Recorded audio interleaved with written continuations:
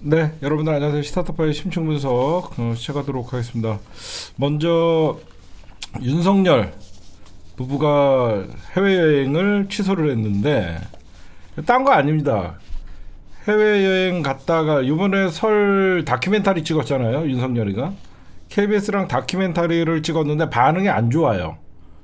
부적절했다가 67%가 나오다 보니까 이 다큐멘터리가 실패하는 바람에 독일과 덴마크 순방이 연기된 거예요. 구체적인 이유는 대통령실에서 얘기하고 있지 않는데 또 출국할 때 손잡고 히덕거리고 웃고 쪼개고 그런 모습 보여주면 국민들이 역효과가 날 수 있다라는 이유겠죠. 그렇죠?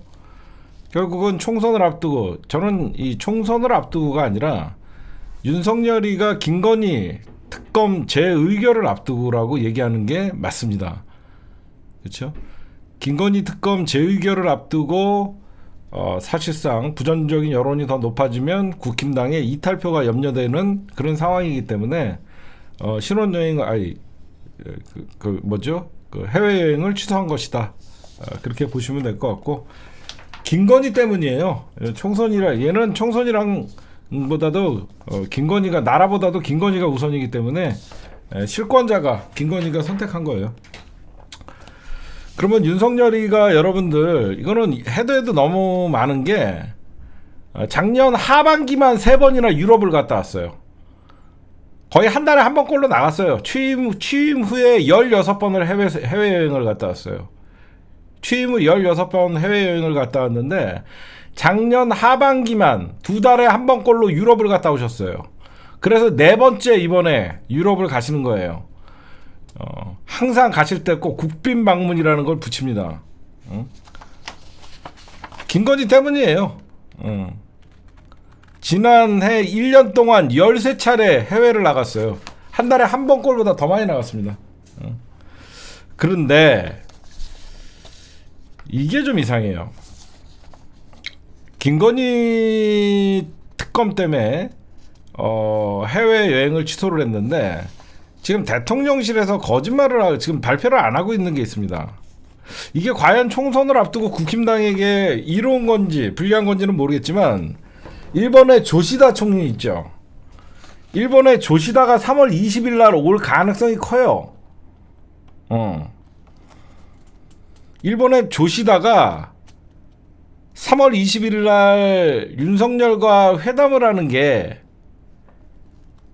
이게 유력하거든요. 거기서 이제 남북 문제 뭐 이런 거를 얘기를 한다고 하는데, 우리나라에서는 아직 협의된 게 없다라고 얘기합니다. 왜 제가 3월 20일이라고 왜 콕 찍냐? 그렇죠? 제가 무슨 돗자리깐 무당이라서 날짜까지 찍어갖고 조시다가 그 3월 20일 날 온다는 게 아니라, 왜 제가 3월 20일 날 조시다가 한국을 와서 윤석열이랑 총선 전에 만날 것이다라고 얘기를 하냐면, 올해 여러분들 특이하게 메이저리그 개막식이 우리나라에서 합니다. 메이저리그 개막식이 우리나라에서 해요. 근데 그 야구가 어디에서 하냐면 LA랑 샌디에고 파드리스가 합니다. 그 LA 다저스에는 누가 있냐면 오타니가 있어요. 그렇죠? 오타니가 있어요. 그러다 보니까 그러니까 LA 다저스와 샌디에고 파드리스의 서울 고척 돔 경기를 관람하면서 사실상 서울을 방문해서 윤석열을 만나고 가는 그 코스 같아요. 제가 보니까. 그러면 이게 과연 총선을 앞두고, 왜 그러냐면 3월 20일 날 조시다가 우리나라에 오는 순간 모든 뉴스는 조시다로 도배가 돼요. 조시다로 도배가 되고 한일 관계 정상화 뭐 이런 거를, 과연 이게 총선에 도움이 될 것이냐, 그걸 좀 봐야 될 것 같아요. 하여튼 지금 윤석열 정부는 부인하고 있는데 조시다는 3월 20일 날 옵니다. 그것만 보시면 될 것 같아요. 그 다음에 오늘 김어준의 뉴스공장에서도 나왔는데, 이 대한민국의 국가공무원 인재개발위원장이라는 자가 개인 유튜브 영상에서 어떤 망발을 했냐면 김건희의 현금성 자산만 40억이 있다. 300만 원짜리 핸드백이 눈에 들어왔겠냐. 그래서 도둑년이라고 하는 겁니다. 김건희가 뭘로 해서 40억을 법니까? 김건희의 현금성 자산 일부는 주가 조작으로 헤쳐먹은 거예요. 검찰 조사에 나와요. 그렇죠? 검찰 조사에 김건희가 헤쳐먹은 돈이 13억인가 11억이라고 나옵니다. 300만 원짜리 핸드폰 디올백을 눈에 들어왔겠냐? 총 60억대 자산가를 가진 김건희가 그런 걸 욕심을 냈겠냐? 천박한 것들이에요. 얘네들은 그런 거 없습니다. 근데 저런 국가공무원 인재개발위원장이 저런 망발을 해도 잘리지 않죠. 왜? 김건희를 위했으니까. 대한민국의 집권자는 김건희니까. 안 잘리죠. 저 자리 오히려 보존할 수 있겠죠. 그렇죠? 그 다음에 참 어처구니 없는 뉴스가 계속 나오고 있어요. 김혜경 여사를 선거법 위반으로 불구속 기소했습니다. 선거법 위반을 김혜경 씨를 불구소를 했는데 10만 원 상당의 음식을 제공했대요. 근데 이거는 좌충수예요. 제가 왜 이 김혜경 여사를 선거법 위반으로 10만 원 상당의 음식을 이게 뭐냐면 딴 거 아니에요. 민주당 관계자들과 3명과 총 6명이 밥 먹은 게 10만 6천 원인가 10만 4천 원인가 나왔대요. 6명이 밥 먹은 게. 근데 그거를 법카로 긁었다. 이거는 당연히 공무상 만난 건데 이거를 법카로 긁었다라고 해서 기소를 했어요. 이거는 왜 제가 이게 뭐냐면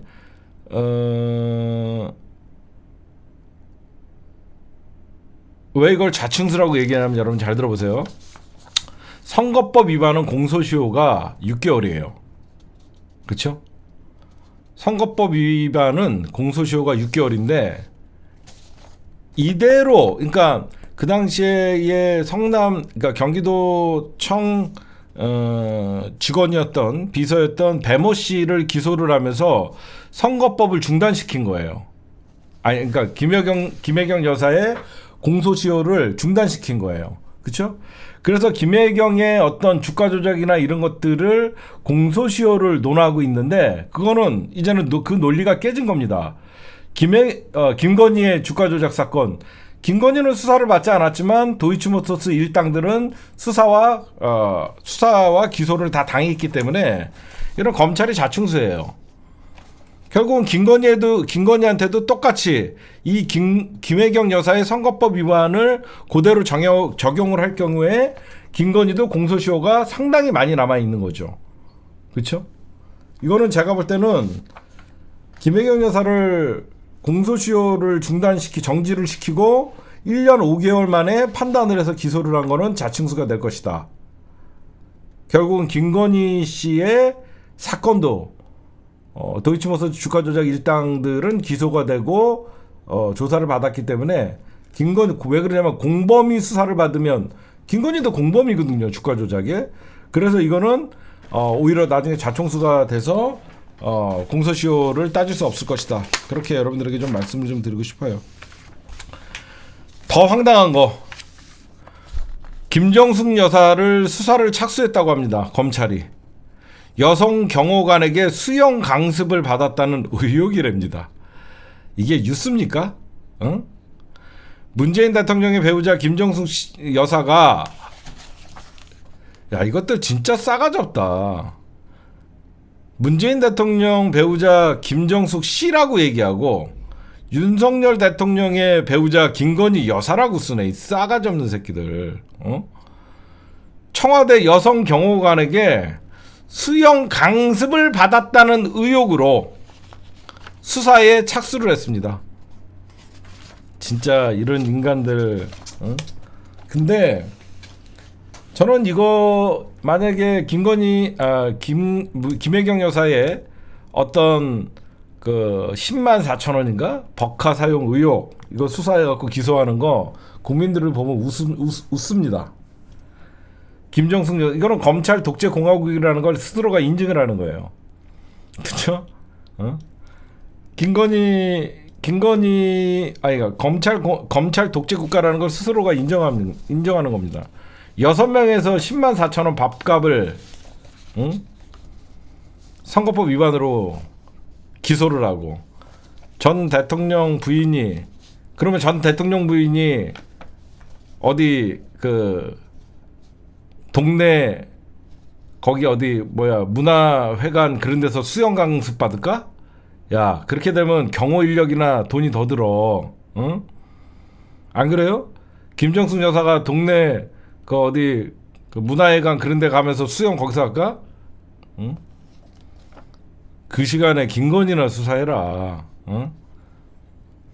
그 다음에 오늘 제가 낮에도 시사타파 뉴스에서 잠깐 말씀드렸는데 김성태가 컷오프 됐다고 개난리를 폈습니다. 여러분들 다 보셨죠? 윤석열의 수친구들이 공천을 휘두르고 있다. 별 난리를 쳤어요. 근데 갑자기 하루 만에 선당우사 나의 작은 희생이 당 승리의 미랄이 되기를 바란다. 난리를 칩니다. 그랬더니 한동훈이 대답을 합니다. 큰 정치인. 그렇죠? 이게 뭐냐? 이거는 거래가 있었던 거죠. 거래가 있었던 거죠. 고용노동부 장관 또는 차기 국무총리로도 갈 수 있는 거죠. 또는 김성태 사건에 사면을 약속받았던가. 그렇죠? 김성태가 지금 KT 사건에 유죄 판결 나왔잖아요. 유죄 판결 나왔기 때문에 그거를 어떻게 보면 3.1절 특사로 사면 조건으로 불출마를 종용받을 수 있고, 그렇죠? 불출마 수용하는 대신 사면 조건으로 아니면 고용노동부 장관으로. 근데 저는 고용노동부 장관이 더 무게를 하여튼 윤석열 내각에 입각하는 거에 더는 무게를 싣습니다. 어차피 4년을 기다릴 수밖에 없잖아요. 한번 불출마라 컷오프 당하면 4년을 기다릴 수밖에 없는데 4년 동안 참는 그런 정치인들 별로 없어요. 그래서 저는 내각 입성 조만간 고용노동부 장관 교체될 것이다.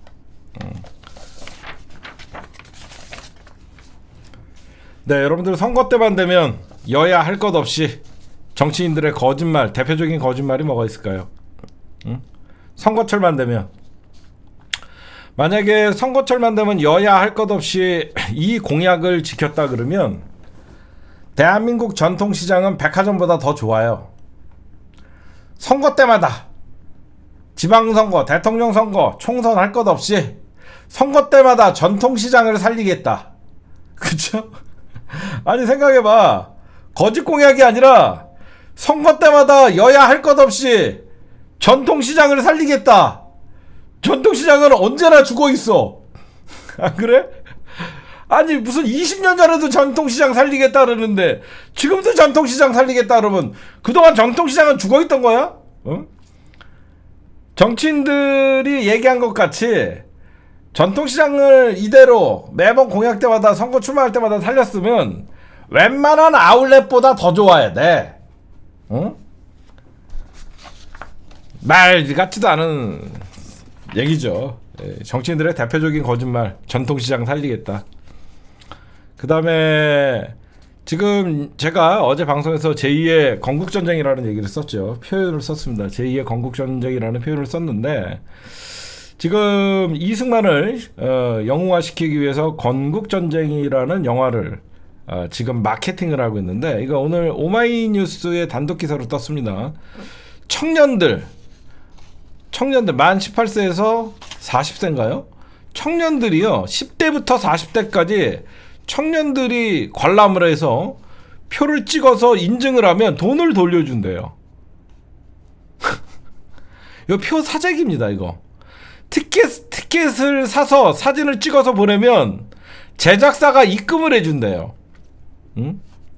이거는 시장 교란 행위로 이건 범법행위예요. 응? 청년 관람 지원 신청 10대에서 40대 건국전쟁을 봐서 티켓을 찍어서 보내주시면 즉시. 그래서 이거를 해봤대요. 영화를 봤다라고 하고 청년 관람 지원했다라고 찍었더니 바로 그날 입금이 됩니다. 그럼에도 불구하고 이 영화는 누적 관객 38만 밖에 안 돼요. 결국은 이승만을 재평가하고 다시 역사전쟁을 일으키고, 이거는요 헌법을 부정하는 행위예요. 대한민국 헌법에 4.19 혁명에 4.19 정신을 계승한다라고 돼 있죠. 4.19에 의해서 쫓겨난 새끼가 누굽니까? 이승만이에요. 안 그래요? 4.19 의거에 의해서 3.15 부정선거 4.19 의거에 의해서 쫓겨난 게 이승만입니다. 이승만이는 건국의 아버지가 아니라 부패한 독재 정치인이었어요. 대한민국 헌법마저도 부정하는 인간들이에요. 근데 여러분들 이런 게 있습니다. 뭐가 있냐? 이 영화의 모금 사이트를 운영하는 트루스 포럼이라는 게 있습니다. 트루스 포럼. 그래서 이 트루스 포럼이라는 게 트루스 펀드를 모금 사이트를 통해서 5천만 원 가량을 청년들의 전쟁 영화, 이 건국 전쟁 영화라면 지원해 준다라고 하는데, 이 트루스 포럼이라는데 어떤 단체가 돈을 지원했냐? 보수 단체들과 시민들에게 후원을 받았다 그러는 하는데, 이 보수 단체들이라고 하면 100% 자유촌연맹입니다. 돈 제일 많은 게 자유촌연맹이에요. 그렇죠? 이것도 파야 돼요. 왜 이 영화에 국고 보조금으로 지급된 자유총연맹의 돈이 일로 흘러 들어갔나? 꼭 밝혀내야 됩니다, 이건. 그리고 여러분들 이 트루스 포럼이라는 지금 여러분들 이 영화의 공동 제작사이에요. 이 영화를, 건국전쟁이라는 영화를 공동으로 제작사인 보수단체예요. 트루스 포럼이. 이게 누구냐? 서울대 대학원을 나온 사람들이 중심으로 만든 2017년 문재인 정부 때 만들었던 2017년 트루스 포럼이라는 게 서울대 출신 대학원생 중심으로 만들어진 보수단체입니다. 이 단체가 만든 제작한 영화예요. 여기 파면 냄새가 나요. 그렇죠? 이거는 완전 국비로 만든 영화입니다. 국비로 만들어 갖고 선거를 앞두고 대대적으로 뿌리는 거예요. 그것도 공짜표 날리면서. 표 사재기랑 똑같은 겁니다. 미친놈들이죠.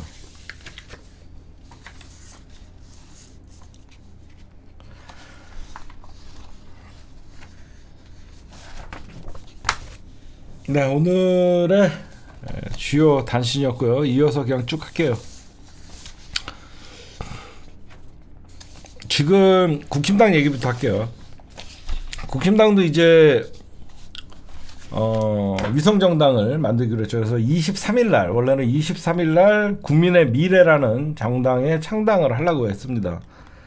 근데 이게 조정이 잘 안 되나 봐요. 뭐냐면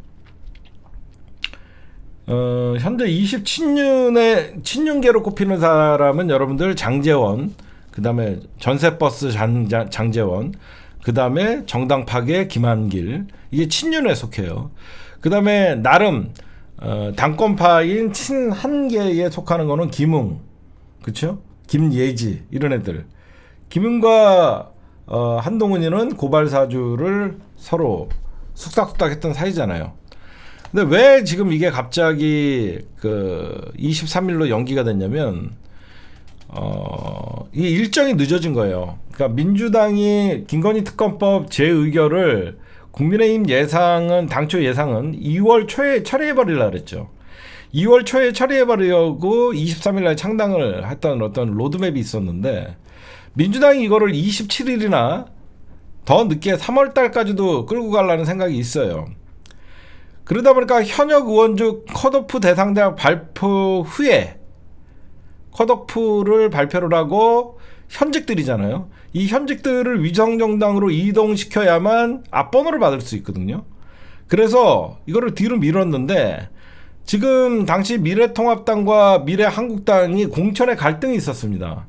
그게 무슨 말이냐면 여러분들이 다시 한번 그 기억을 더듬어 보시면 2020년 총선에서는 국힘당이 그 당시에 여러분들 누가 지휘했죠? 황교안이가 지휘했나요?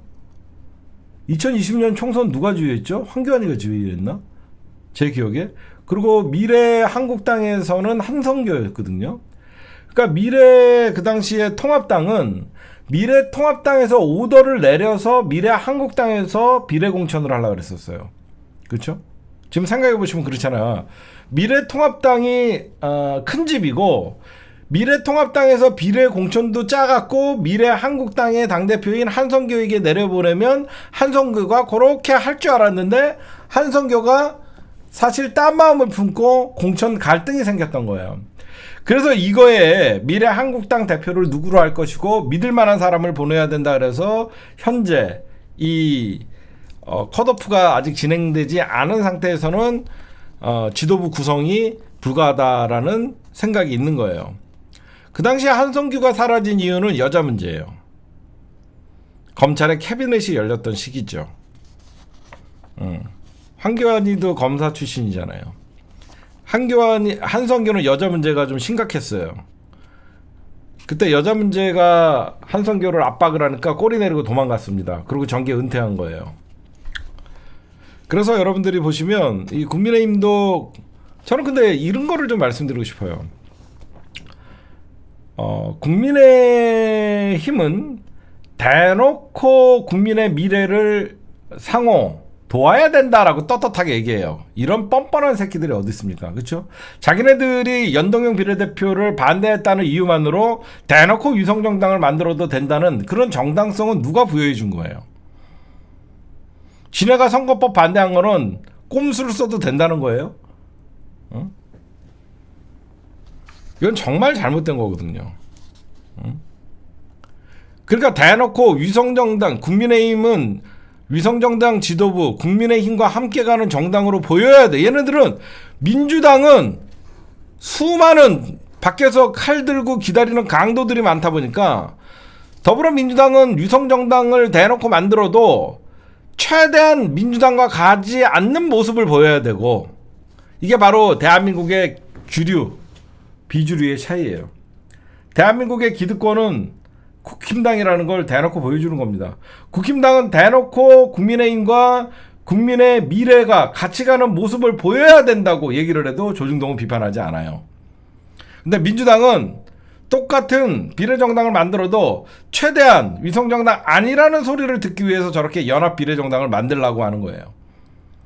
이게 참 슬픈 대한민국의 주류의 교체가 일어나야 되는 이유입니다.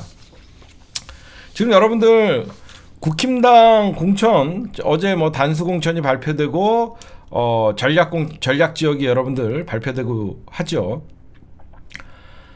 여러분들이 볼 때는 반발이 없죠. 생각보다. 왜 반발이 없냐면 수도권이라고 해서 첫째, 수도권 공천이 이루어졌기 때문에 큰 반발이 없는 것이에요. 왜 그러냐면 현재 수도권에서는 강남 3구나 몇 개, 그러니까 용산 몇 군데를 빼놓고 민주당이 다 장악을 하고 있어요. 그래서 현재 현역이 없기 때문에 현역이 날아가지 않았기 때문에 공천 반발이 일단은 많지 않고, 두 번째, 현재의 25면 단수 공천을 한 지역에서 현역을 한 명도 날리지 않았습니다. 한 명도 날리지 않았어요. 그건 뭐냐? 국힘당 현역 의원이 단수 공천에서 탈락자가 0이라는 것은 김건희 특검에 온갖 신경을 쓰고 있다는 겁니다. 그래서 신당 창당, 이준석 신당에 탈당하는 자들이 결국은 김건희 특검에 찬성할 사람들이잖아요. 그렇기 때문에 어떻게든지 김건희 특검 재의결을 할 때 반대를 해야 되기 때문에 어떤 윤심이건 뭐 한심이건 이런 사람들의 마음이 통하지가 않는 거예요. 신당 이탈을 최소화해야 되기 때문에 현역을 못 날리고 있는 건데, 어차피 현역은 여기 수도권에 별로 많지 않아요. 결국은 영남 공천이 어떻게 이루어지냐에 따라서 이루어지는 겁니다. 그 다음에 오늘 제가 여러분들에게 낮에도 잠깐 말씀드렸는데 송파감에 40년 지기 석동현이가 날아갔습니다. 석동현이가 날아갔는데 이거는 많은 사람들이 사전에 짜고 된 거죠. 윤석열의 40년 친구도 날리는 국민의힘이다라는 선전 효과 가장 큰 거고요. 그 다음에 석동현이는 다시 어떤 장관 자리를 가든지 뭐든지 꿰차겠죠. 석동현이를 이용해서 국힘당의 공천이 결국은 윤석열의 40년 지기도 날린다. 그래서 윤석열이나 용화대는 공천에 개입하지 않는다. 꼼수죠, 꼼수.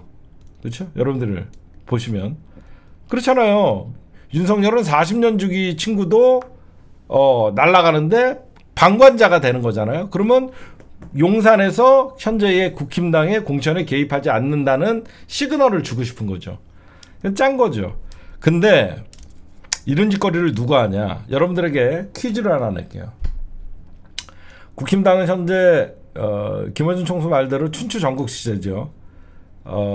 윤석열 라인이라고 하는 정치 권력이 있어요. 거기 윤석열 라인에는 권난동, 전세버스 누구죠? 장제원이, 그 다음에 뭐 권영세, 여러 가지 현직들이 바로 윤핵관이라고 불리는 사람들입니다.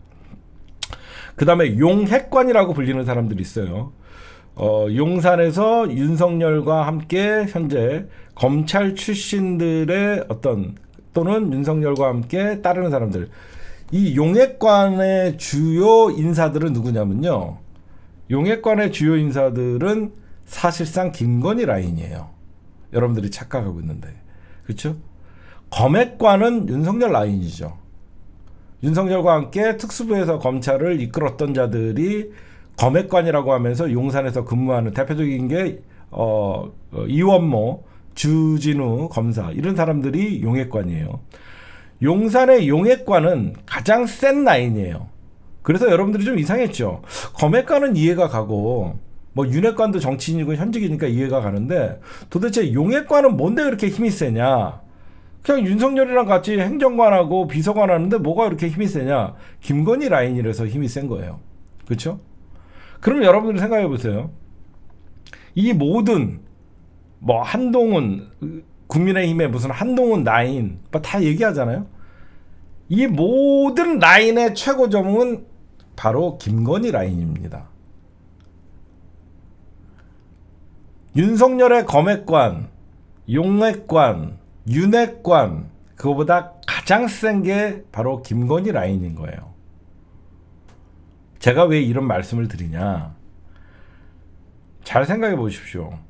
이번에 석동현이가 송파갑에서 날아가면서 누가 들어왔습니까? TV조선의 박정훈 전 TV조선 앵커가 들어온 거예요. 얘는 김건희 라인인 거죠. 윤석열의 40년 지기도 희생양을 삼고 그 더 센 권력에 박정훈 전 TV조선 앵커가 앉을 수 있는 것은 윤석열의 친구도 날릴 수 있는 힘은 김건희밖에 없는 것이죠. 그렇죠?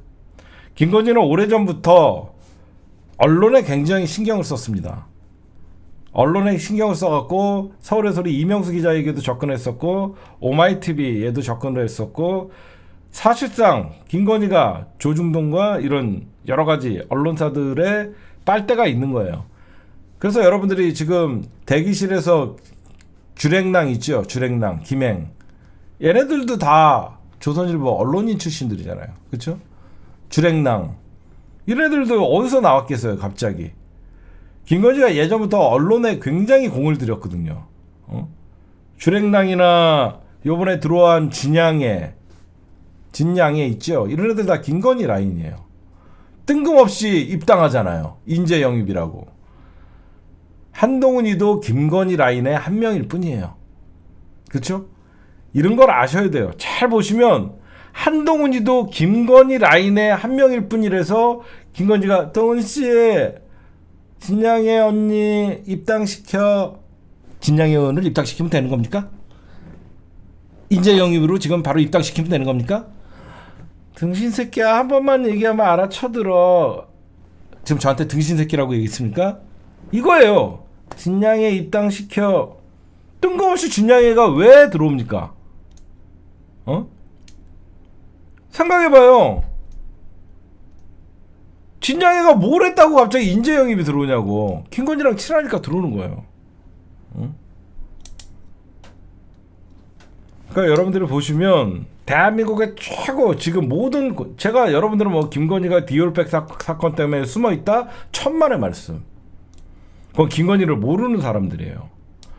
김건희는 그냥 숨어있는 척하면서 지금 공천 개입하고 있는 거예요. 제가 보면 저는 그렇게밖에 의심할 수밖에 없어요. 김건희 7시간 녹취록을 수십 번 들어보면요 보통 내기가 아니에요. 그냥 이런 얘기를 하면 좀 그렇지만 난이에요. 난이에요. 그래서 김건희는 공천 오빠 저 새끼 잘라 쟤 안 돼 지금 다 하고 있는 거예요. 응? 지금 보이지 않게 김건희 라인이 이번 총선 공천 영입 다 되고 있는 거예요. 진짜라니까. 사람들이 검핵관, 용핵관, 윤핵관 다 필요 없어요. 김건희 라인 밑에 한동훈이 있고 김건희 라인 밑에 검사 라인, 용핵관, 용산에서 여러분들 용산에서 초창기에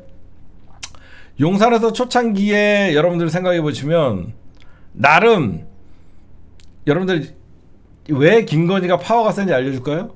용산에서 처음에 막 조선일보 대변인이 들어오고 여기저기 막 사람들이 들어왔죠. 근데 불협화음에 막 뛰쳐나갔죠. 그 다음부터 이제 조중동과 조선일보와 윤석열 관계가 별로 안 좋았었죠. 그거를 지금 회복시키는 게 김건희예요. 처음에 그 이제 대통령 인수위원회에서 여러 가지 뭐죠? 그 개국 공신들을 모아갖고 어떤 용화대를 만들 때 처음에는 김건희가 개입을 안 했겠죠. 처음부터 개입은 안 했겠죠. 어떤 인수위원회에서 뽑고 막 그랬는데 그게 왜 싹 물갈이가 됐겠어요. 김건희가 어느 이제 자기 사람으로 용산에 처음에 어디를 용산을 김건희가 장악을 했냐면요. 홍보 라인. 김건희가 처음에 용산에 홍보 라인을 장악했다는 소리가 파다했어요. 그 다음에 홍보 라인을 장악하고 그 다음에 김건희가 어디를 장악했다는 소리가 있었냐면 시민사회 수석실을 들어온 거죠. 그래서 여러분들이 이제 해외 여행 가고 김건희랑 윤석열이랑 해외 여행 다닐 때 사진 같은 거를 보면 전부 김건희 중심으로 사진이 찍히잖아요. 왜 그렇게 해요? 정상적인 홍보 라인이면 대통령을 부각시키겠죠. 김건희 라인이 홍보 라인을 장악하고 있기 때문에 해외 순방만 가면 그 홍보 라인은 김건희가 대통령이 되는 거예요. 그렇죠? 누가 봐도 홍보 라인이 전체가 김건희 라인인데 대통령이 눈에 들어오겠어? 여사 어떻게든지 이쁘게 찍어주려고 그러고 어떻게든지 연출하려고 하죠. 이게 다 김건희 라인이에요. 그러니까 사람들이 착각을 하는데 윤석열은 진짜 정치의 정자도 모르고 국민의 공감대를 정치는요. 여러분들에게 좀 이런 말씀을 좀 드리고 싶어요. 결국 정치는 표를 많이 얻는 사람이 이기죠. 결국은 그게 선거운동이 되는 것이고 그 선거운동의 과정에서 누가 선거운동을 더 잘하느냐는 진실된 마음이 사람과 사람의 선거운동이 되는 거예요. 내가 저 사람을 싫어했다가도 갑자기 내가 알던 저 사람이 내 손을 잡아주고 진정성 있는 말 한마디가 되면 그 마음은 녹아내리는 겁니다. 정치는 사람의 마음을 움직이는 거예요. 그런 사람의 마음을 누가 더 움직이냐는 공감 능력이 뛰어난 사람들이 선거를 잘하는 겁니다. 그런 공감 능력은 어디서 나오냐면 인생의 경험에서 나오는 거예요. 윤석열은 인생의 경험을 전혀 해보지 못한 거예요. 그냥 교수 부부, 교수 엄마 아빠 밑에서 어렸을 때부터 유복하게 자라갖고, 유복하게 자란 건 여러분들 나쁜 게 아닙니다.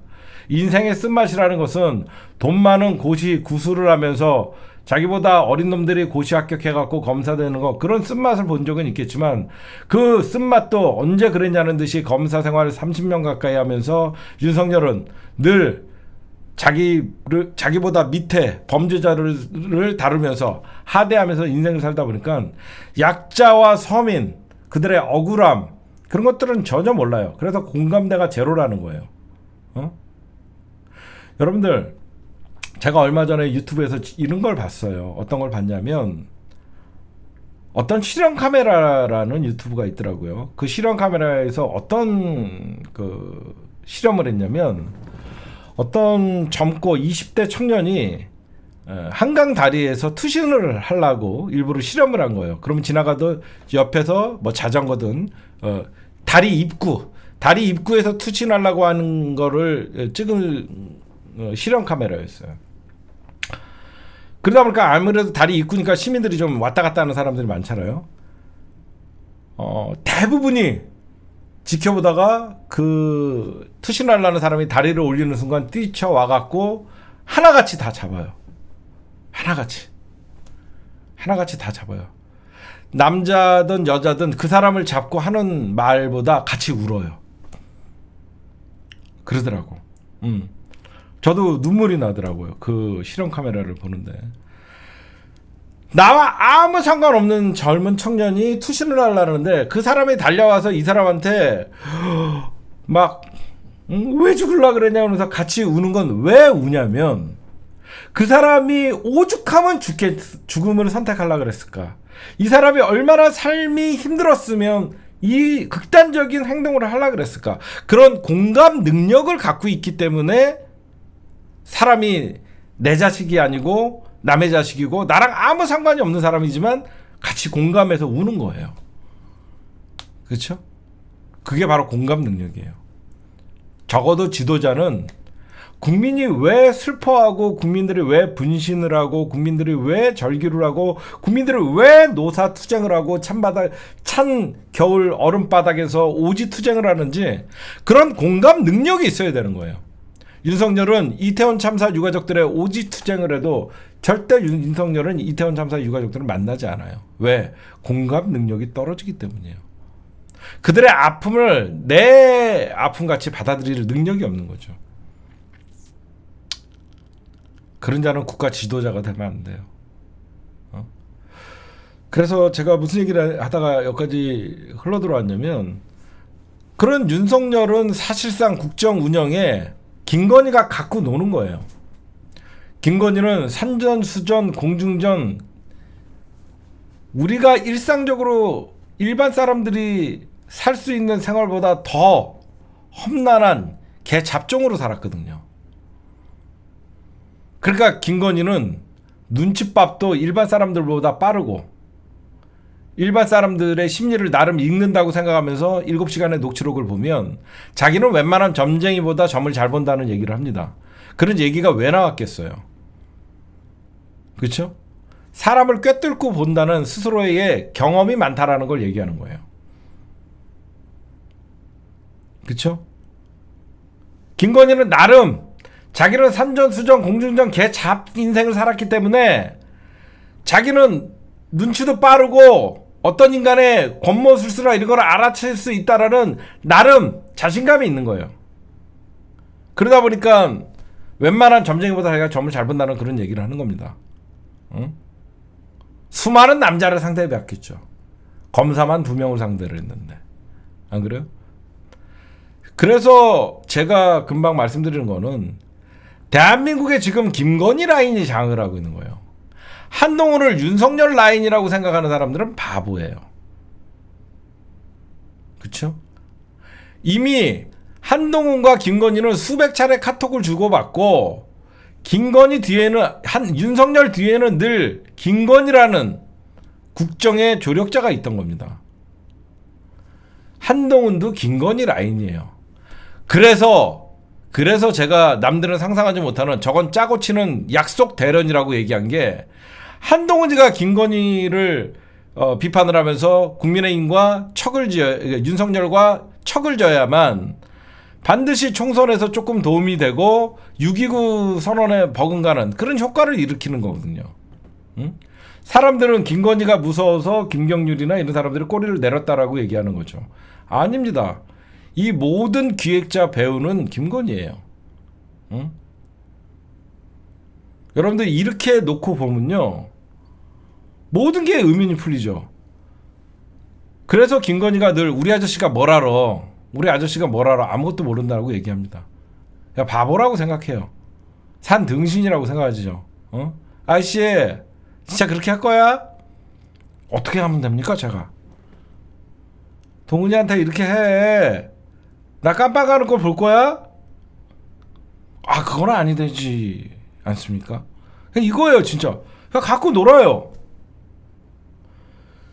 김건희가 대한민국의 최고의 김건희 라인이라고 생각하면 윤석열과 한동훈이도 김건희 밑에 있는 거예요.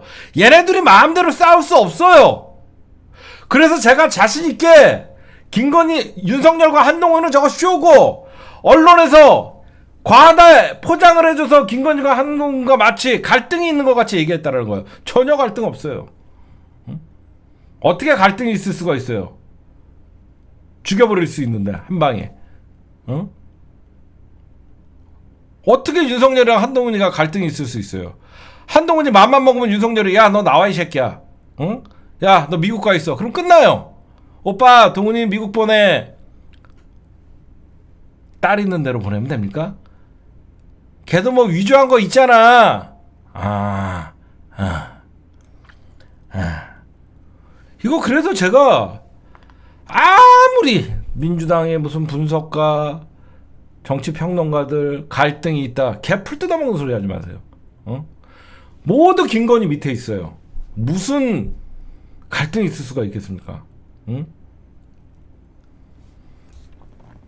그래서 이것도 여러분들 한편에 송파갑에 석동현 40년 지기 날리고 윤석열 친구를 희생양으로 용산이 총선 개입 안 한다는 언론 플레이를 하고 거기에다가 TV조선 앵커를 앉히면 누구겠어요? 윤석열의 40년 친구를 날릴 수 있는 힘 있는 사람 누구겠어요? 한동훈이겠어요? 장제원이겠어요? 김건희밖에 없는 거예요. 이런 거를 짤 수 있는 거는. 그래서 TV조선 앵커가 올라가는 겁니다. 어떻게 석동현 변호사를 한동훈이가 날려요? 말 같지도 않은 소리를 하고 앉아있네요.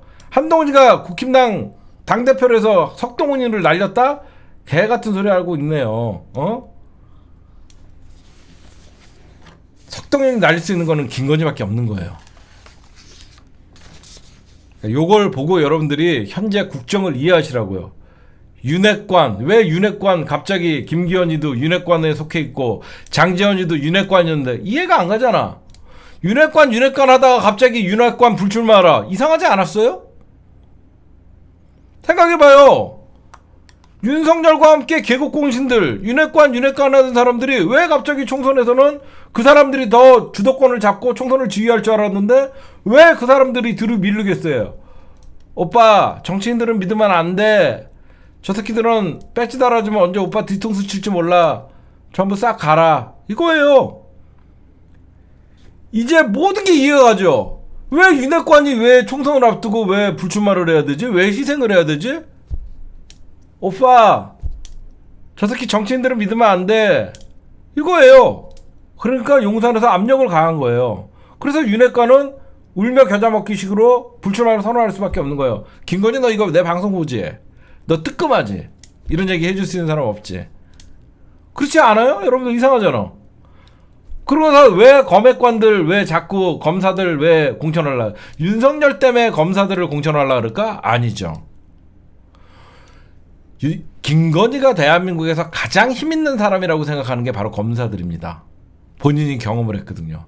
주가 조작을 해도 자기는 수사받지 않고 범법을 저질러도 자기네들은 면죄부를 받고. 김건희랑 윤석열이 살라 그러면 김건희가 생각할 때 대한민국은 검사가 가장 힘세다고 생각해서 오빠 검사들 다 꽂아. 믿을 수만한 검사 다 꽂아. 이거예요. 응? 이해하십니까? 지금 공천판을 한동훈이가 지휘한다고 착각하시는데 아니에요. 김건희와 다른 세력들이 지금 공천 작업하는 거예요. 응? 이런 것들을 여러분들이 많이 퍼뜨리세요. 제 말한 거를 조금만 이해하시면요. 여러분들의 의문이 다 풀리는 거예요. 갑자기 어느 날 용핵관이라는 말이 등장하죠. 용핵관은 또 뭐야? 김건희 라인이야. 홍보팀, 시민사. 용산에서 일하고 있는 애들은 김건희가 다 착출했을 거 아니에요. 여러분들 최재형 목사 그 녹취 못 들었어요? 김건희가 금감원에 위원도 내리꽂으려고 한다. 일개 부처의 사람도 지가 누구는 돼 누구는 안 돼 하면서 국정농단을 하는데 가장 핵심적인 용산의 참모들을 아무나 들이게 할까요? 제 말이 여러분들 정말 이게 제가 분석을 하면서 얘기하지만 여러분들이 수긍이 갈 수밖에 없죠. 그렇죠? 그런 금감원의 일개 위원들도 지가 심사를 하는데 용산의 가장 핵심적인 자기네 집에 들어와 갖고 살 사람들을 누구보다도 검증하고 누구보다도 지 라인으로 채우려는 게 누구겠어요? 응?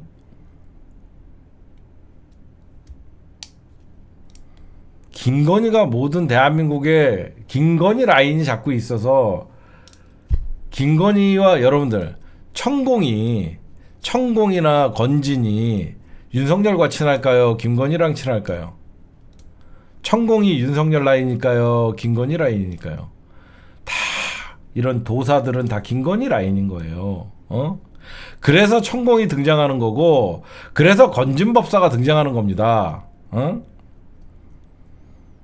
이제 여러분들이 이해가 가시죠? 그래서 천공이 얘기한 대로 용산이 움직이는 거고 건진이 얘기하는 대로 용산이 움직이는 거고 그런 천공이 얘기한다 그래갖고 바로 그거를 실행을 시킬 수 있는 힘을 갖고 있는 사람이 누구예요?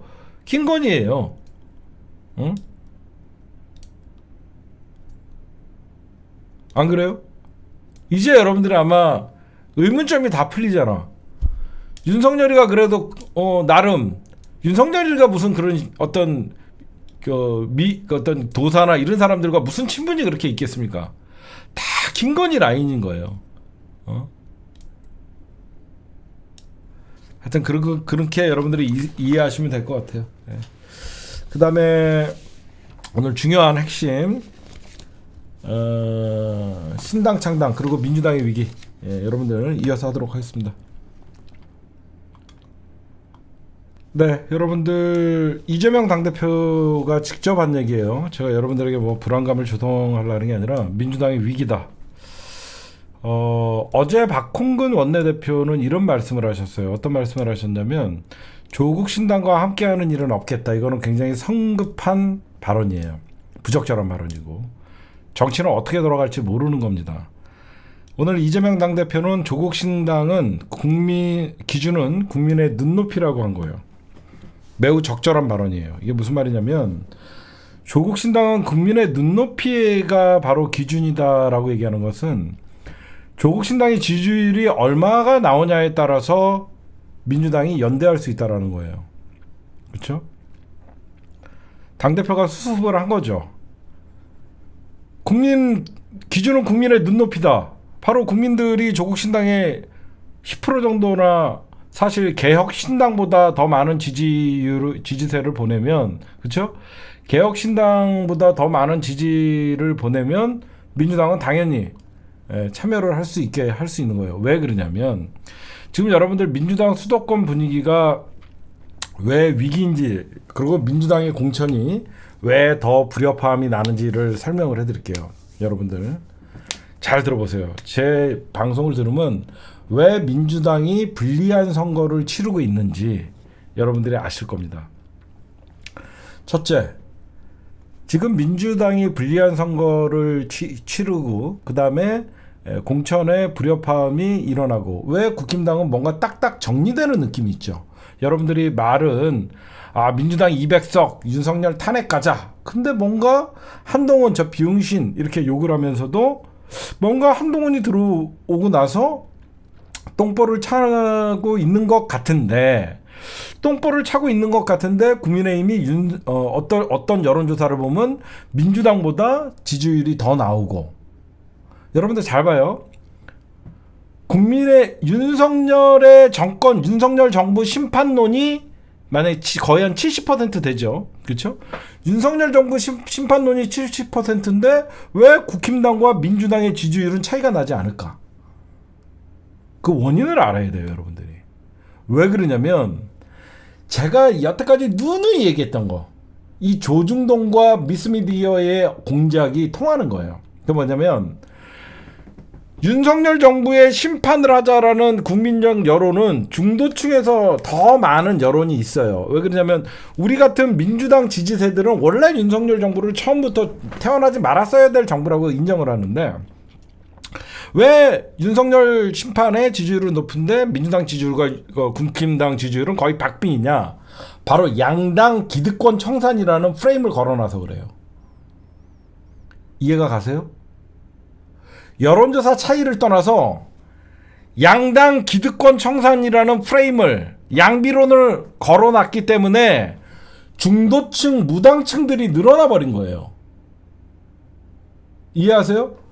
윤석열은 심판받아야 되지만 민주당도 아니고 국힘당도 아니다라고 하다 보니까 무당층이 늘어나고 개혁신당에 투표를 하겠다라는 준도 민주당, 그러니까 정알못들, 정치를 잘 모르지만 양당 둘 다 심판받아야 된다라고 하는 사람들이 개혁신당이나 민주당 지지 성향에, 그러니까 나는 중도 보수라고 생각하는데 그래도 이번엔 민주당 찍어야지 했던 사람들이 이준석의 개혁신당이 마치 이런 양당 기득권을 대표하는 어떤 그 제3세력이라고 인식이 되는 거죠. 그쵸? 그래서 제가 말씀드리는 게 결국은 이 양당 기득권 타파라는 프레임이 걸려 있어요. 그러니까 윤석열 심판이라는 첫 번째 프레임이 걸려 있고, 두 번째 프레임이 양당 기득권 타파라는 사실상 프레임이 걸려 있어요. 이번 선거가 특이한 선거예요. 양당 기득권 타파라는 프레임을 이미 조중동이 양비론을 통해서 계속 국민들에게 심어 놓으면서 중도층이 확산된 거예요. 그래서 평소에 국힘당에게 윤석열 정부를 심판하고 싶었던 사람들이 민주당도 싫으니까 개혁신당이라는 정당이 뜨는 거죠. 그래서 이런 개혁신당에 들어가는 표는 민주당의 결국 우군의 표가 아니죠. 민주당의 우군의 표가 아니에요. 두 번째, 왜 국힘당은 뭔가가 공천 불협화음이 누가 봐도 반발을 일으키고, 김성태도 난리쳤다가 하루 만에 깨갱하고, 석동현님도 정리가 되고, 김해나 어떤 중진들이 깨갱을 하냐? 집권 여당이라서 그런 거예요. 그게 가장 커요. 그게 무슨 말이냐? 이 새끼들이 권력을 잡고 있다 보니까 국회의원을 주지 않아도 기관장이나 장관이나 국무위원으로 줄 자리가 많은 거예요. 그렇죠? 얘네들은 얼마든지 국회의원 뺐지 이번에 불출마를 선언하게끔 해도 얼마든지 다음 차순위로 기관장이나 4년 동안 어디 보낼 수 있는 일자리들이 엄청나게 많은 거예요. 그러다 보니까 집권 여당 프레임에, 거기에 언론 프레임, 국정원, 언론, 검찰, 모든 대한민국 기득권이 현재 국민의힘을 돕고 있다 보니까 여당이라서 유리한 게 있는 거예요. 근데 왜 민주당도, 그래서 여러분들 2020년 이해찬 대표 때는 왜 우리 민주당이 공천 불협화음이 없었냐? 민주당이 그 당시에 집권 여당이었잖아요. 이제 좀 이해가 가세요? 2020년 총선과 지금의 총선은 여러분들 완전 달라요. 여러분들이 생각할 때 2020년에도 우리가 대승을 했기 때문에 이번에도 우리가 대승을 한다라는 이런 막연한 생각을 하면 폭망해요. 무슨 말씀인지 아시겠어요? 2020년에는 검찰도 선거에 개입할 수 없었고, 국정원도 선거에 개입할 수 없었고, 언론도 대놓고 선거에 개입할 수 없었고, 선관위도 대놓고 선거에 개입할 수 없었고, 우리가 권력을 잡고 있었기 때문에 적어도 우군으로 만들지는 못하더라도 선거에 개입하지 못하는 효과가 있었어요. 근데 현 민주당은 야당이에요. 윤석열 심판이라는 프레임이 걸려서 민주당의 지지가 높을 거라는 막연한 기대를 하고 있지만 정작 선거의 결정적인 역할을 하는 모든 상황들은 민주당이 최악의 상황이에요. 그렇죠? 여러분들이 2020년 총선에 우리가 크게 이겼으니까 그때보다 윤석열 심판이 더 갈 것이다. 막연한 생각을 하면 안 돼요. 근데 왜 민주당은 조금만 뭔가 틀어져도 공천의 불협화음과 굉장히 큰 사건같이 보이냐. 그게 마치 이재명이 독단적으로 친명계를 심으려고 해서 그런 것이 아니죠. 야당이기 때문에 이번 모든 민주당 봐봐요. 2020년 총선에 임하는 민주당 후보들과 2024년에 국회의원 총선에 도전하는 2024년의 민주당 후보들은 벌써 태도가 달라요. 그때는 내가 양보하고 차라리 딴 데 자리 가지 이런 기회가 있었습니다. 그런데 지금 3선 4선 중진들이 저렇게 버티는 이유가 우리는 야당이기 때문에 여기서 물러나면 자기는 이제 정치 생명 끝난다고 생각해서 이재명 당대표가 뭔가를 해줄 수 있는 게 없어요. 그렇죠? 이재명 당대표가 만약에 이재명이 대통령이었으면 이번에 삼성들 중진들 불출마하면서 어디 기관장들 좀 맡아주십시오. 거기 개혁을 좀 나서주십시오. 라고 하거나 해외 어디 대사로 좀 가주십시오. 라고 하면 그게 엄청나게 쉽게 풀리는 일이에요. 그래서 국힘당보다 민주당이 국힘당이 더 이 난제를 집권 여당으로 공천 갈등이나 이런 것들이 더 심화가 될 텐데 저쪽은 뭔가 이렇게 풀려가는 느낌이고 민주당은 아직도 뭔가 큰 산을 넘어야 되고 하나도 풀리지 않은 상태에 정체되어 있다라고 여러분들이 생각하는 거예요. 그렇죠? 아마 여러분들이 보시면 그럴 거예요. 아마 지금 현재 이게 굉장히 큰 겁니다. 민주당이 집권했을 때와 집권을 한 상태에서 총선을 치르는 거와 야당 입장에서 총선을 치르는 거와 굉장히 다른 거예요. 그래서 여러분들에게 말씀드리는 게 민주당이 지금 그러면 이러면 뭘 해야 되냐. 집권 여당일 때는 권력을 쥐고 있기 때문에 소수 정당들이 굳이 참여를 안 해도 권력을 유지하는데 그렇게 큰 피해가 없어요. 근데 이번엔 달라요. 민주당은 지금 친명 비명 가누면서 공천 전쟁을 하고 싸울 때가 아니에요. 망하는 폭망의 지름길이에요. 지금은 야당 입장에서 모든 윤석열 정권 퇴진과 사실상 민주당과 함께 할 수 있는 정당들을 끌어모아야 돼요. 제가 이 얘기를 주구장창하는 이유가 그거예요. 사람들이 자꾸 지금 2020년 총선과 비교하면서 지금의 총선 상황을 너무 낙관적으로 보는데 지금의 총선 상황은 그러지가 않아요. 야당으로 치르는 선거예요. 야당으로 치르는 선거이기 때문에 이재명 당대표나 민주당 최고위 지도부에서도 통합의 방점을 두고 어떻게든지 반명이 아니면 품고 연대를 해서 선거에 이길 생각을 해야 돼요.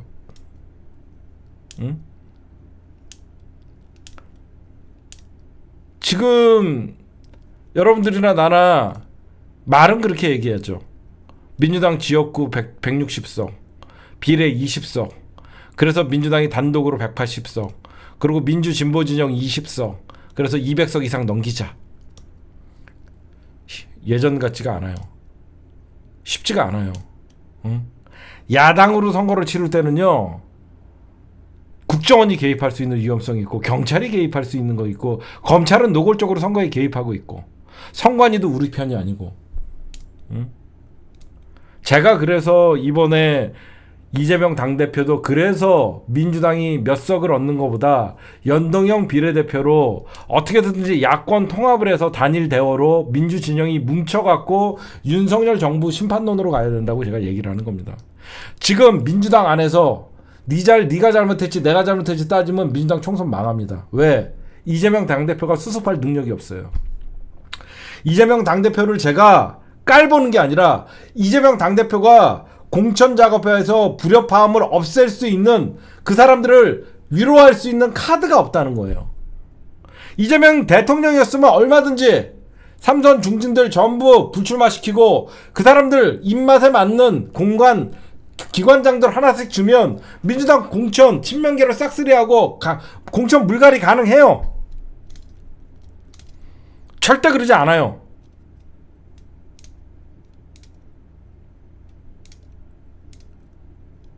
그렇죠?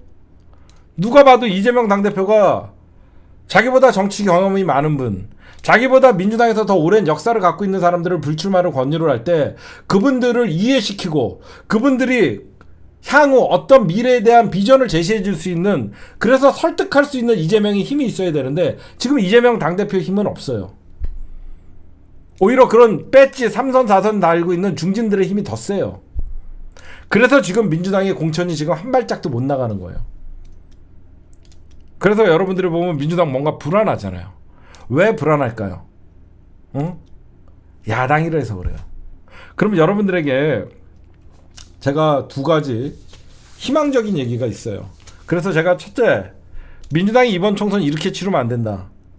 작은 차이를 극복하고 친문이건 비명이건 친명이건 이런 소모적인 개파 싸움하거나 이런 공천 갈등 일으키고 이게 지속된다 그러면 민주당은 오히려 심판의 대상이 될 수가 있어요. 응? 지금은 이재명 당대표를 중심으로 통합의 방점을 찍고 이낙연이나 이런 쓰레기 같은 인간들 다 나갔기 때문에 어떻게 해서든지 끌어안고 그 사람들을 설득해갖고 이재명 당대표가 말만 통합이 아닌 진짜 당대표의 리더십을 보여갖고 통합의 길로 가야만 이번 총선에 승리할 수 있어요. 응? 지금 이재명 당대표를 가장 힘들게 하는 게 친명파리 새끼들이에요. 친명원들을 다 욕하는 게 아닙니다. 친명 의원들 중에서 이재명 당대표와 동고동락하고 더불어민주당의 개혁을 위해서 싸우는 좋은 친명들 많지요. 근데 여태까지 뭐 했는지 듣도 보도 못한 인간들이 갑자기 친명이라고 나타나갖고 전통적인 민주당 지역구에 출사표 던지고 듣도 보도 못한 친명들이 결국은 자기네들 국회의원 배지 달기 위해서 무조건 비명이라고 몰아세워갖고 난장판 만들고. 응? 제가 이런 얘기를 해서 친명을 비판한다고요? 아니에요. 이렇게 나가다가는 선거, 여러분 생각해 보십시오. 이재명 당대표가 대한민국의 주류가 되고 대통령이 되려고 그러면 친노 친문을 껴안아서 모두가 친명을 만들어야 돼요. 제 말 틀립니까? 이재명은 대통령이 되어야 될 사람이에요. 과거에 조금 서운했던 거거나 본인들의 정파와 맞지 않는다 그래서 지금 대한민국 민주당의 핵심은 친노 친문이에요. 그 친노 친문이라는 거대 20년 동안 민주당을 지배해왔던 주류와 새로운 친명 간의 대결이에요.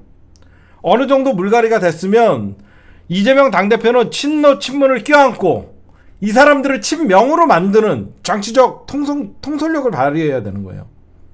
응? 어떻게 친노 친문을 다 적대시하고 이재명 당대표가 공천 물갈이를 해서 총선을 이긴들, 총선에 임한들, 그 지역구에서 친노 친문의 지지자들의 지지를 받지 않고 어떻게 지역구에서 당선이 되겠냐고요. 저는 그게 답답한 거예요. 당내 경선을 친명이 이길 수는 있을지 몰라도 친노 친문의 지지자들도 상당수가 있는데 그 사람들을 적으로 만들고 그 정치인들을 다 적으로 만들어 갖고 어떻게 지역구에서 친명 갖고 다 이길 수가 있겠냐고요. 그렇게 모두가 친명을 만들어 갖고 민주당이 이제 주류를 교체를 하려고 그러면 적어도 두세 번의 정치 선거가 일어나야 돼요. 친노 친문이 민주당의 동교동계, 과거 호남 동교동계를 밀어낼 때도 한 번의 선거로 밀어낸 적이 없어요. 그쵸? 여러분들 잘 생각해 보세요. 친노 친문이 민주당의 주류가 되는 과정을 보면요, 한 번에 호남 동교동계를 밀어내 갖고 민주당이 친노 친문이 장악을 했다? 아니에요. 적어도 8년 12년이 걸려요. 8년 12년을 걸으면서 점차적으로 바꿔나가면서 친명도 이제 민주당에서 당당하게 얘기할 수 있는 하나의 계파를 만들어야 되는 거예요. 이번 총선으로 모든 것을 물갈이해갖고 친문을 전부 배제시킨다는 이런 잘못된 생각을 갖고 있는 일부 친명파리, 듣보잡, 급친명들, 급조친명들, 이 사람들이 지금 민주당의 이재명 당대표를 더 힘들게 하고 사실상 공천에서 시끄럽게 만드는 거예요. 저는 그렇게 생각해요. 응? 어떻게 해서든지 우린 야당입니다, 여러분들. 제 얘기가 저 시사타파는 문빨에서 저런 얘기를 한다? 아니에요. 이제 우리 야당이에요, 여러분들.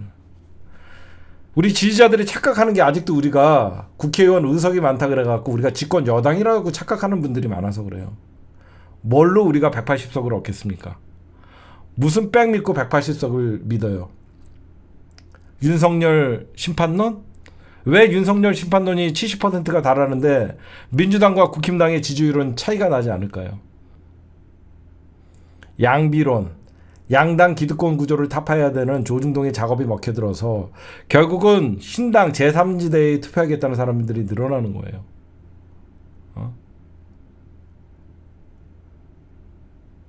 제발 우리 지지자 여러분들, 많지 않은 6,000명 정도가 제 방송을 보고 있지만 여러분들만큼이라도 6,000명이 목소리를 내면 6만 명이 움직이는 것이고, 그런 6만 명이 움직이시면 민주당 전체가 움직일 수 있는 거예요.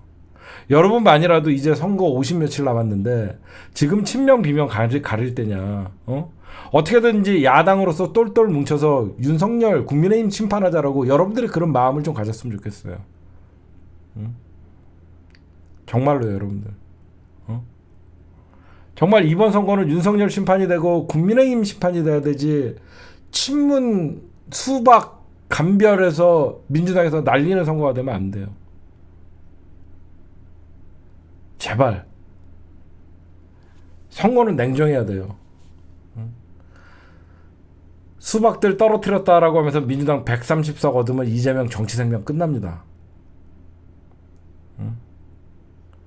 어떻게든지 통합해갖고 민주당이 170석 얻는 거랑 친명 비명 끝까지 싸워갖고 탈당 일어나고 무소속 출마하고 그런 불상사가 벌어지면 민주당 130석 얻으면 그 모든 책임은 이재명이에요. 모든 게 이재명 책임이에요. 정신 바짝 차리고 여기 있는 6,000명들이 떠들어주면, 지금 여러분들 꼴배기 싫을 웬만한 인간들, 아직 안 나간 인간들도 있겠지만 웬만한 인간들 많이 나갔잖아요. 가장 저 수박의 우두머리인 이낙연 나갔죠. 이상민 나갔죠. 김종민 나갔죠. 이원웅 나갔죠. 조응천 나갔죠. 나머지 몇몇 지역구에서는 박용진, 전해철, 윤영찬, 이런 사람들은 여러분들이 이미 다 알고 있고요. 굳이 알고 있는 것을 쟤네들 날려 죽여 그럴 필요 없다라는 거예요. 민주당이 단 한 석이라도 승리해야지 친문을 친명으로 만드는 지지자가 됩시다. 제발. 처음부터 친명이 어디 있었습니까? 대세를 따를 수밖에 없어요. 22대 국회는 누가 봐도 친명이 국회를 거의 3분의 2 장악할 겁니다. 민주당 안에서. 그러면 자연스럽게 친문은 이제 소수파가 되는 것이고, 친문도 친명으로 만드는 그런 지혜를 좀 발휘해야지. 어떻게 처음부터 모두가 친명을 만들어서 친명 일색으로 선거를 치를 생각을 합니까? 그렇게 하려면 적어도 한 선거 3번은 일으켜야 돼요. 그러니까 제발 여러분들, 민주당 지지자들끼리 싸우고 친명과 친문이 싸우고 친노까지 배제를 하고 이재명 고립됩니다. 저의 충정 어린 얘기라고 여러분들이 좀 생각을 해주고요. 그 다음에 그러면 여기에서 제가 이제 좀 희망적인 얘기를 할게요. 지금부터는 좀 희망적인 얘기. 저는 잘만 하면, 여러분들, 저는 잘만 하면 진짜로 민주 진보 대통합이 이루어질 거라고 생각해요. 제가 이게 안 될 거라고 생각했거든요. 제가 안 될 거라고 생각했어요. 민주 진보 대통합이 저는 가능할 거라고 보고 있어요. 왜 그러냐면 잘 보세요. 어제까지만 해도 이거 내가 2020년도에 해봤더니 이거 안 되더라라고 했는데 왜 하루 만에 띵 하면서 이게 민주 진보 대연합이 가능할 거냐고 생각하냐면 정의당의 배진교 의원이 원내대표로서 사퇴를 하는 걸 보면서 느꼈어요. 정의당의 원내대표 배진교 의원이 민주당이 벌리고 있는 플랫폼 정당에 참여하자 라고 얘기를 했고 나머지 녹색당의 그 위원들이나 정의당의 당권파들이 반발을 하면서 배진교 의원이 뛰쳐나왔죠. 이게 왜 가능하다고 생각하냐면 그러면 왜 이 사람들은 조국을 비판했던 사람들이고 민주당을 비판했던 자들인데 이제 와서 갑자기 정의당도 갈등을 겪냐? 야당이 이래서 그런 거예요. 이제 무슨 말인지 아세요? 2020년에 정의당이 더불어시민당에 참여를 안 하고 욕심을 냈던 것은 민주당이 그 당시에 여당이었기 때문에 정의당이 참석을 안 한 거예요. 명분이 없었던 거예요. 여당 위성정당에 참여하는 자체가 정의당이 참여하는 명분이 없었던 거죠. 근데 정의당도 이렇게 갈등을 겪는 이유가 그때와 지금은 다르거든요. 왜? 정의당도 이제는 집권 여당인 적이 국민의힘이 돼버린 거죠. 정의당은 누가 집권을 하든지 그 집권 여당을 까는 놈들이잖아요. 근데 이번에는 집권 여당이 국민의힘이 되다 보니까 야권 대통합을 이뤄야만 이번 총선에 사실상 자기네들이 반란표가 되지 않는 거죠. 여러분들 이해가 가세요? 2020년 총선과 2020년 비례를 똑같이 놓고 보면 녹색 정의당이 깽판을 칠 것이다 라고 하는 게 지배적이었는데 가만 생각하는 거 보니까 왜 녹색 정의당이 저렇게 약한 모습을 보이고 지네끼리 싸울까? 적어도 윤석열 퇴진이라는 똑같은 가치를 공유할 수 있는 것이고 민주당도 야당이거든 지금은. 그쵸? 지금은 민주당도 야당이기 때문에 야당이 전체 윤석열 타도로 외치는 모든 시민사회의 정당과 소수정당을 모여라고 하는데 만약에 정의당이 거기를 참석을 안 하는 순간 국힘당은 윤석열 퇴진에 반대하는 정당 세력이 되는 것이죠. 응? 그럼 여기 제가 왜 민주진보의 대통합이 가능할 거라고 생각하냐면 결국은 배진교 의원이나 정의당이 실질적으로 이제 현실주의자들이 민주당에 왜 그러냐면 민주당이 강경하니까. 민주당이 강경하다 보니까 민주당이 이번 주 안에 정의당, 녹색당 참여를 밝혀라. 범민주 개혁연합인데 단순히 위성정당에 왜 국힘당이 위성정당 대놓고 만들었는데 범진보연합에 참여해서 본인들의 한두 석이라도 가져가는 게 낫죠. 이게 갈등이 있을 거예요. 민주당을 반대하면서 깠던 거는 민주당이 집권 여당이었고 지금은 야당 통합을 민주당이 하려고 하는데 거기에 참여하는 명분이 없어진 거죠. 두 번째, 녹색정의당 그리고 민중당이 진보당이 됐죠. 진보당 거기에 이제 뭐 나머지 잡탕들 들어오고 이제 조국 신당에 참여는 조국 장관의 신당이 5%가 되냐 10%가 되냐에 따라서 달라지는 거예요. 그쵸? 조국 신당이 바람을 일으켜갖고 5%가 되냐 10%가 되냐에 따라서 달라지는 거예요. 왜 그러냐면 조국 신당은 왜 필요하게 됐냐. 지난 2020년에는 민주당이 집권 여당이었기 때문에 위성정당이라는 비판을 더 세게 받은 면이 있었는데 이제 개혁신당이라는 국민의힘 이중대를 만들어버렸어요. 잘 보십시오. 민주당이 녹색정의당, 진보당, 나머지 잡탕들과 연합에 성공을 했어요. 근데 민주당 지지자들 안에서는 아직도 나는 녹색정의당에는 투표 못한다는 사람이 있습니다. 그렇죠? 나는 녹색정의당에는 죽어도 투표 못한다는 사람들이 있어요. 그러면 이 사람들이 투표를 포기할까요? 그렇다고 개혁신당을 찍을까요? 찍을 데가 없는 거죠. 이 사람들은 어디로 가냐? 조국 신당에 갈 수가 있는 거죠. 그리고 중도층의 양당 기득권 타파에 민주당 지지자들이 이준석으로 가는 표를 막을 수 있어요. 왜 조국 신당이 필요하냐? 여러분들 잘 보세요. 제가 아까 뭐라 그랬죠? 윤석열 심판을 해야 되는 선거라고 하는 사람들이 60%가 넘어요. 그럼에도 불구하고 민주당은 지지율이 국힘당과 박빙입니다. 그 이유는 양당 기득권 타파라는 전제를 걸고 제3신당이 창당됐기 때문에 민주당도 싫고 국힘당도 싫다는 사람들이 제3신당을 선택을 하는 것이죠. 민주당 지지 성향을 갖고 있던 사람들이 양당 기득권 타파에 동조를 하면 개혁신당을 찍을 수밖에 없는 지금 상태가 돼 있는 거예요. 그러면 양당 기득권 타파에 민주당 지지층 성향이 이준석 그리고 나머지 잡탕들 얘네들은 아니다라고 생각을 하면 지금 검사 독재 정부의 청산을 외치고 있는 조국 신당이라는 하나의 안식처가 생기는 거죠. 이해하십니까? 이준석이 제3당으로 가려는 중도의 양당 기득권 타파를 심판하고 싶어하는 중도층의 표를 이준석의 제3지당에게 뺏길 만한 표를 조국 신당에 흡수할 수 있는 여력이 있다라는 것이죠. 응? 어떻게 보면 중도층의 입장에서는 제3지대도 선택의 여지가 있는 것이죠. 윤석열 심판을 하자는 거는 똑같지만 누가 봐도 이준석은 국힘당 이중대거든요. 적어도 조국 장관님은 윤석열을 가장 비판하게 가장 세게 윤석열 검찰과 싸운 사람이라서 윤석열 싫은 사람들은 오히려 조국에게 더 매력을 느끼겠죠. 제 말 일리가 있죠.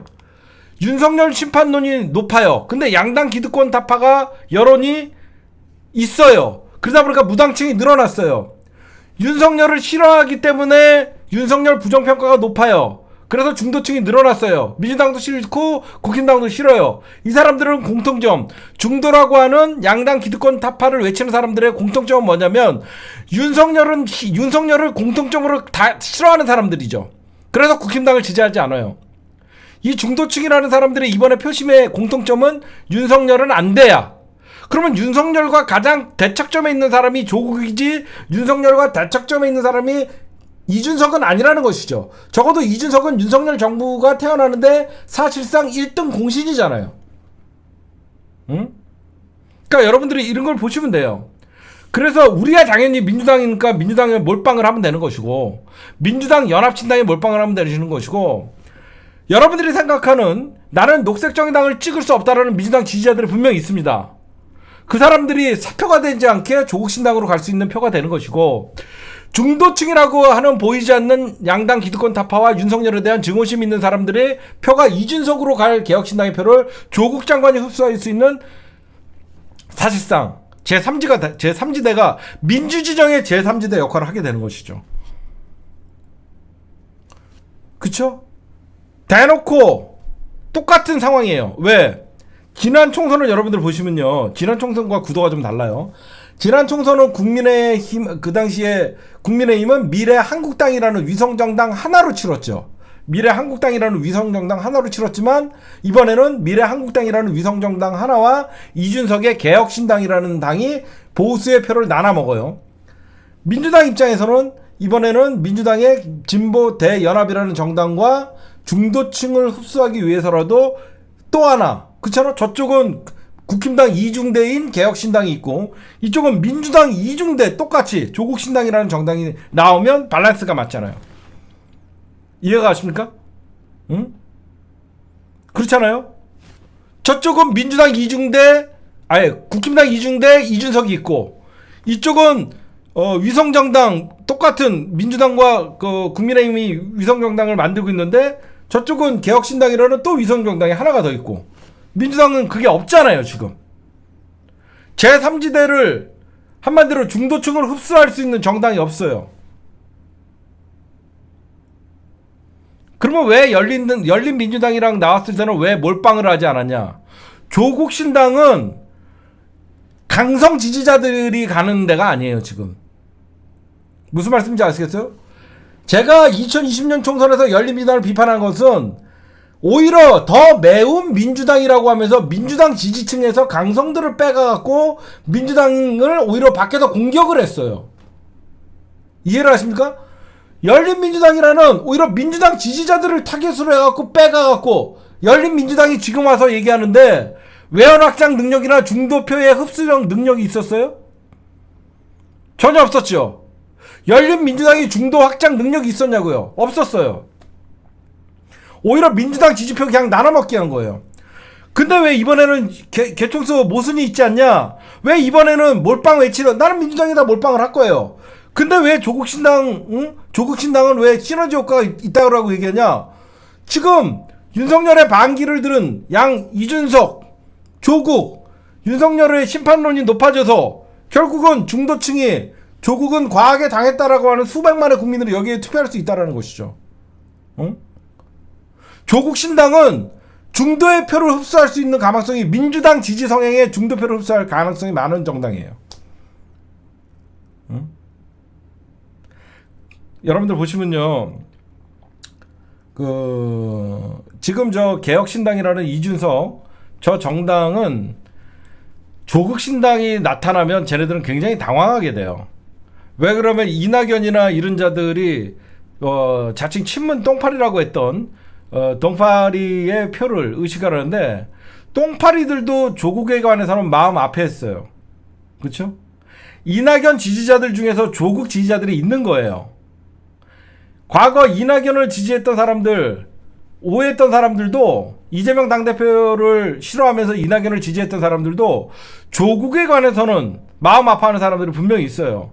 그러면 민주당의 이탈표를 방지를 하고, 거기에 이준석으로 가는 중도 보수표를, 민주당을 찍었던 중도표를 조국이 흡수할 수 있고, 왜 제가 여러분들, 이준석은 누가 봐도 국힘당 이중대입니다. 그 국힘당 이중대에 나이 어린 놈의 밑에 머리 쏘아리고 들어간 이낙연이라는 이 정치 모사꾼들이 들어간 것이고, 조국은 누가 봐도 이재명과 민주당의 우군이에요. 그쵸? 누가 봐도 조국 장관님은 오로지 오늘 눈물을 보였어요. 한이 맺혔는지. 윤석열 가만두지 않겠다. 조국 신당의 영입인사 1호가 누군지 아십니까? 이성윤 지검장이에요. 이성윤 지검장이 오늘 재판에 출석을 하면서 뭐라고 얘기를 했는지 아세요? 윤석열 사이비 정권이라고 그랬어요. 아직 사표 수리가 안 된 검사가 윤석열을 사이비 정권이라고 하면서 강하게 비판한 적은 없어요. 응? 대박인 거죠. 응? 윤석열 사이비 정권이라고 하면서 강하게 비판하면서 조국과 함께 하겠다, 의리를 지키겠다. 조국 신당 인재 영입 1호는 이성윤. 이게 되는 겁니다. 응? 많은 조국 신당에 많은 사람들이 기대와 우려가 있을 겁니다. 그렇죠? 많은 사람들이 기대와 우려가 있을 거예요. 분명하게 말씀드리는 거는, 조국은 민주당에다가 칼 꼽지 않아요. 조국은 오로지 이 윤석열, 오늘 조국 장관님 말씀하시는 거 들었죠? 윤석열 정권을 하루빨리 종식시켜야 된다. 하루빨리. 왜? 본인도 문재인 정부에서 윤석열 정부를 탄생을 일조한 죄인이다라고 생각해서 조국이 할 수 있는 일은 윤석열 정부를 하루빨리 종식시키는 게 자기의 임무다. 응?